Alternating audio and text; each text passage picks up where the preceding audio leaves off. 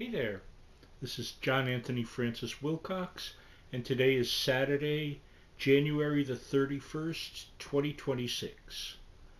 I hope you're all doing well. Let's talk. Oh, first I should say, I love this thing. This is a little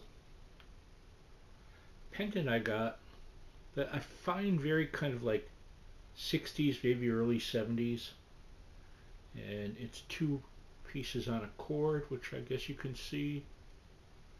Anyway, oh, and while I get our show and tell over with, I just got in this. This I know it's like a kids thing, but I love like the Sanrio design on the characters of Choco Cat and Kuromi. And I don't know, maybe I'll build that someday and take pictures of it. That'd be cool, wouldn't it? I think that would bring a smile to pretty much anyone. Don't you believe? So let's start with the obvious. Shave my head. Actually, I had my nephew shave my head and shave my beard, and now I need no longer have anyone else do it because I have one of those like multi-head, like I don't know, 7, 8, 9 head shavers that I could just maintain it like this is my plan. So this is your like going to be your regular John from now on is my intention, unless I change my mind. Who knows? So what has this week been? Today is my sister Mary's 69th birthday. So I called to wish her a happy birthday. Today my brother came over for a little while and we were watching a couple of my favorite episodes of The Outer Limits, and that was nice. I had some leftover pasta today that I tarted up a little bit. Um, what else? I have work to work on. You know, I had done those two interviews, and I this coming week I have to write up a set of interview questions for Una McCormick, who is another Star Trek. She also writes Doctor Who books. She does a lot of Star Trek novels and other kind of fantasy science fiction novels. She's over in Ireland, and I got in touch with her, and she is happy to do an interview for me. And that I felt very good about that. You know, she looking forward to this. I'm sure it'll be another wonderful one.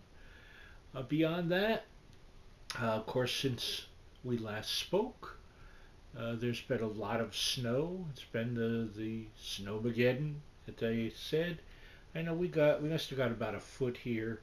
I was talking to someone in the Danbury area, my friend Todd, and he was saying that he got something close to 2 feet, if not more. So wow, it's a lot of snow. And I think we're supposed to get more tomorrow. And I was surprised because like here where I live, they take care of all that snow stuff. So last night I'm hearing this like weird sound. What's that? And this is like 10 of 1 in the morning. And it was outside over there is like our kind of back porch that neither Michael or I ever go on. And they were scraping it all down and throwing salt on it at 10 of 1 in the morning. You know, I mean, I'm still up, but that's kind of ridiculous. Um, so what else? It's been, you know, the usual life. I saw my friend Bob. He came by. In fact, I believe we're going to go out Thursday. He's going to bring me to the Indian store to buy some Indian food. Uh, you know, daily items. And that Indian place, Patel Brothers in Norwalk, also has just the best fruit and vegetables of any place around here. So that's part of the plan. Um, it was also on the 28th. I made her a little card and sent it to her. It was my friend Lana's birthday. If you see this, Lana, you know I love you. This week I talked. Let's see, I talked to Mike, I talked to Ari briefly. I talked to Suzanne, to Lori, to Marcy, um, Roz, of course. Talked to Bob. I should mention, speaking of, Bob had called me during the week, and I was very sad to see that Sal Buscema died. Sal Buscema was um, a comic book artist and a heck of an artist. And I had the privilege of coloring a couple of issues of Spectacular Spider-Man that he drew. And that was really kind of like, there are some people where you go, this is someone I grew up reading and loving their work, and now I get to be part of that. It's a bigger thing, as you think about it afterwards. You're like, here's Sal Buscema who did all these issues of the Avengers, and one of my favorite runs on Captain America, one of the two greatest Hulk artists, along with Herb Trimpe. No one could touch their Hulks. Those are the definitive Hulks, are Herb Trimpe and Sal Buscema. Um, so I know he was about to turn 90, so I can't say, oh, too young, but still too young. I'm sure he had more to do. And I'm not sure. I might have met him briefly once. I don't think I ever like talked to him on the phone or anything. Oh, I remember.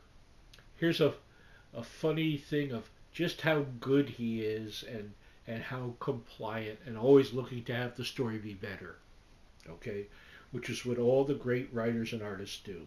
Your concern is you put aside your ego. What can you do to do the job better? So back in the days, I'm going to say this was maybe 89, 88, 89. I was in the Marvel offices where I was, so it was a Monday because I was doing color.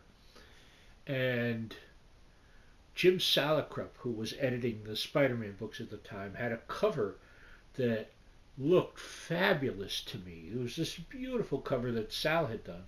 And he was on the phone with him, telling him how he needed him to change a foot on it. And I didn't see it, but Jim saw it, I'm sure. And I mean, it looked fine. Obviously, someone of the level of Sal Buscema is not going to send in something that looks crappy. I'm sure that if exactly the way Jim had it there was what saw print, everyone would say that was a spectacular cover. I mean, literally, too. But evidently, you know, from the conversation, he told Sal he needed that done, and Sal must have said sure. So I just remember thinking about that at that time. Wow, I don't see anything. I see beautiful Sal Buscema art. Um, and like I said, so one of the one of the stories I colored of his on Spectacular, I had to color in one day in the offices. So I came in early. I brought my travel kit, and I finished after they closed. So I had to mark up the book, put all the codes, which I did, and make out my invoice, which I did, and then I had to leave it. Jim said, leave it over on this place. I'm like, okay. And I remember, it was when Marvel, I don't know if they're still on Park Avenue. I haven't been there in years, but they're on Park Avenue in the high 20s, early 30s, streetwise.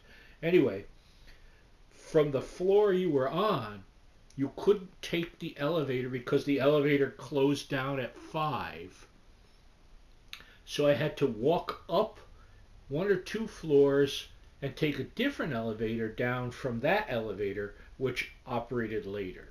So I remember doing that, and I got paid rate and a half.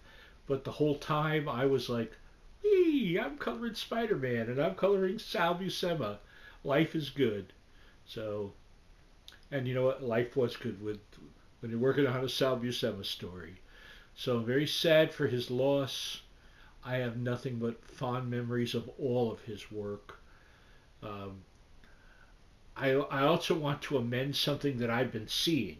Okay, so as those in the comic business likely know, that Sal was the brother of John Buscema. And John Buscema he was certainly a peerless, wonderful, fantastic artist. And people are saying that Sal had to live in the shadow of his brother John. I disagree. Sal lived in no one's shadow. Sal was a spectacular, wonderful artist with brilliant layouts, brilliant emotion to his work. It was a pleasure. Anyone that got the privilege of working with him on anything will attest there was no step down from some other artist. You're working with Sal Buscema. You're working with Sal Buscema. Please. So let me just correct that little thing. No, no, no, folks. You know what they were? They were different from each other, stylistically and everything, and no one was more than the other. They were both, the Buscema brothers were just wonderful in what each of them did, and they also worked very well together. There were some great John Buscema stories that Sal inked, and that combination was fierce. So I think I'm going to finish up there. I'm sure I'm forgetting some things, you know, and if I think of them, I guess that's something I'll discuss next week. There's a lot going on in the world, obviously. Um, we pray, we all should try and be loving to everyone as much as we can be. That's the main thing we need to do. There can never be too much love in the world. So, there you go. I love you all. I thank you for listening to me. I'll see you next week. Bye bye.